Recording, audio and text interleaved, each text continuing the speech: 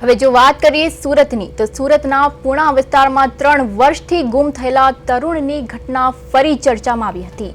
ગુમ થયેલા તરુણની હત્યાની કબૂલાત હોવા છતાં મૃતદેહ ન મળતા પોલીસે તેના 3 મિત્રો સામે અપહરણનો ગુનો નોંધ્યો હતો। વિવેક ગુમ થયો ત્યારે તેની ઉંમર 17 વર્ષની હતી અને હાલમાં તે 20 વર્ષનો ગણાય છે। તેના મિત્ર દિવ્યાંશુ અને અન્ય 2 મિત્ર કુંદન અને મોનુ સાથે મળીને વિવેકને ગુમ કર્યાની આશંકા વ્યક્ત કરી હતી। જેના આધારે ત્રણેય હાલ શંકાના દાયરામાં છે। પોલીસે 2 મહિનામાં 5000 સ્ક્વેર ફૂટ વિસ્તાર અને અંદાજે 45 ફૂટ ઊંડો કૂવો ખોદ્યો હોવા છતાં મૃતદેહ મળ્યો નથી। વિવેક અંગે કોઈ મહત્વપૂર્ણ કડી હાથ ન લાગતા પોલીસ આગામી દિવસોમાં ત્રણેય શંકાસ્પદના નાર્કો એનાલિટિક્સ અથવા લાઈવ ડિટેક્શન ટેસ્ટ કરાવવાની તૈયારી કરી રહી છે। તો 3 વર્ષથી તરુણ ગુમ થયો છે। 45 ફૂટ ખાડો ખોદ્યો છતાં મૃતદેહ નથી મળ્યો। જ્યારે તે ગુમ થયો હતો ત્યારે તેની ઉંમર 17 વર્ષની હતી અને હવે તેની ઉંમર 20 વર્ષ ગણાઈ રહી છે। મૃતદેહના અભાવે પોલીસે નોંધ્યો અપહરણનો ગુનો। 3 મિત્રો પર પોલીસને આશંકા છે। ત્રણેય શંકાસ્પદો પર નાર્કોટિક્સ શક્ય છે।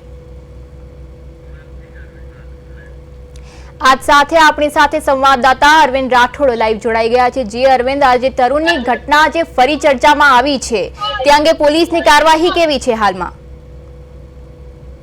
પ્રિયા, બિલકુલ આજે વિવેકની જે સ્ટોરી છે તે ફિલ્મ જેવી આખી સ્ટોરી રહી છે। કારણ કે જે રીતે 3 વર્ષ પહેલા જે કિશોર છે તે ગુમ થયો હતો અને ત્યારે પરિવારે ફરિયાદ નોંધાવી હતી કે તેમનો જે કિશોર છે તે ગુમ થયો, એટલે ગુમશુદાની ફરિયાદ નોંધાઈ હતી અને ધીરે ધીરે કરતા જયારે કોઈ કડી ન લાગી એટલે પરિવાર છે તે ક્યાંક ને ક્યાંક આ કિશોરને પણ ભૂલી ગયો હતો અને કિશોર ક્યાંક જતો રહ્યો છે પરિવારને છોડીને એવું માની લીધું હતું।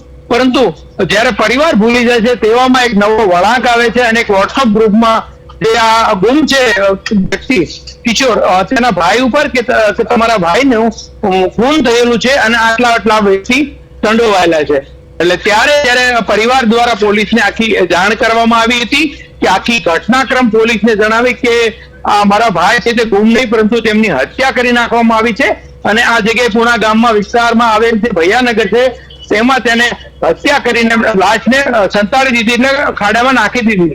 એટલે આવી વાત કરી હતી અને જે પ્રકારે પોલીસે તરત એક્શનમાં આવી અને જે કિશોરનો મામલો હતો ત્યારે ગંભીર પરિણામ લાવવા માટે પોલીસે ત્રણેય જે મિત્રોના ધરપકડ કરી અને તેમને ત્રણેય સ્વીકારી પણ લીધું કે તેમણે હત્યા કરી છે। પરંતુ હત્યા કર્યા બાદ આટલા સમય પછી જે પ્રકારે તેમણે જ્યાં અવશેષો એટલે કે જે પ્રકારે બોડી છુપાવી, એટલે પોલીસ હાલ 2 મહિનાથી ધંધે લાગી છે કે જેમના જે આરોપી બતાવી રહ્યા છે તે જગ્યા ઉપર કોઈ પણ પ્રકારનું બોડીનું ચિહ્ન કે માનવ કંકાળ મળ્યું નથી। એટલે પોલીસે જે રીતે આખી ભૈયાનગરમાં જે રીતે ખૂંદી વળ્યા જેમાં 5000 જેટલી સ્ક્વેર ફીટ અને સાથોસાથ જે જગ્યા ઉપર જે બતાવી રહ્યા છે તેમાં કૂવાનું પુરાણ થઈ ગયું હતું, એટલે કે 45 ફૂટ ઊંડું પોલીસ દ્વારા મજૂરો પાસે જે પ્રકારે કૂવો છે તે ખોદ્યો, પણ 45 ફૂટ એટલો ઊંડો ખોદવા છતાં પણ કોઈ માનવ કંકાળ કે કોઈ બોડી મળી નથી। એટલે પોલીસ ધંધે લાગી છે। પરંતુ જે રીતે હત્યાની કબૂલાત કરી છે તેમના મિત્રો જ કરી હતી, પરંતુ કઈ રીતે આખું બોડી કે કોઈ અવશેષ મળતો નથી એટલે પોલીસ પણ મૂંઝવણમાં મુકાણી છે। ત્યારે હવે ત્રણેય આરોપીઓના આટલી શોધખોળ અને પોલીસે જે રીતે 2 મહિના રાત દિવસ મહેનત કર્યા બાદ પણ કશું હાથમાં નથી લાગ્યું, ત્યારે જે 3 આરોપી છે તેમનું નાર્કો ટેસ્ટ અને લાઈવ ડિટેક્શન કરવાની પ્રક્રિયા છે તે મંજૂરી માંગી અને તેમના દ્વારા કરવામાં આવશે। પરંતુ હાલ કિશોરનો એક રહસ્યમય ગુમ થયાનો જે છે તે ચોક્કસ ચર્ચામાં વિષય બન્યો છે। જી અરવિંદ, જી સમગ્ર માહિતી બદલ આપનો આભાર। તો તરુણની હત્યા પાછળ 3 શખ્સ પર પોલીસને શંકા છે અને 45 ફૂટ ખાડો ખોદ્યો છતાં મૃતદેહ નથી મળી આવ્યો। મૃતદેહના અભાવે પોલીસે નોંધ્યો અપહરણનો ગુનો।